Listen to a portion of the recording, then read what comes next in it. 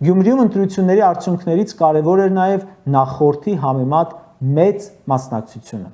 Մարդիկ, ովքեր անտարբեր էին, շտապեցին տեղամաս ՔՊ-ին մերժելու։ Այդ կուսակցությունը սկսել է ընտրություններում շռնդալից պարտվել, ինչը հենց ամենակարևորն է։ Պարտվում է ՔՊ-ն, հաղթում են արմատական դիրքորոշում ունեցողները։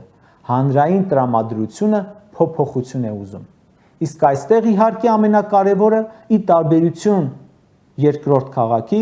2018-ի տրամաբանությունը չկրկնելն է,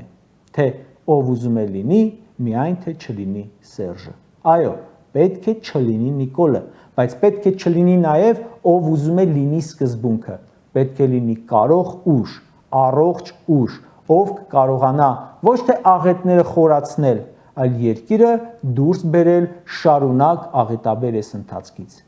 Մեր մի բուռ երկիրը էքսպերիմենտի տեղ էլ չունի։